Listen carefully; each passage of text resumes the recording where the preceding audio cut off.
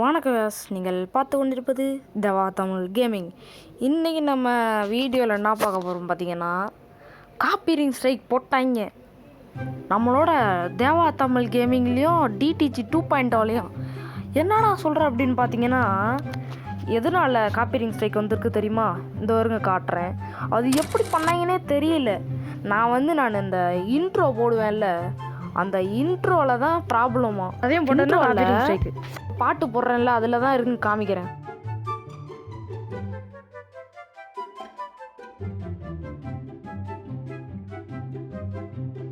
இப்போ நான் இந்த இன்ட்ரோவை போட்டேன்ல, அதில் இந்த கூலி படத்தில் வர்ற இன்ட்ரோ பாட்டை தான் போட்டேன்.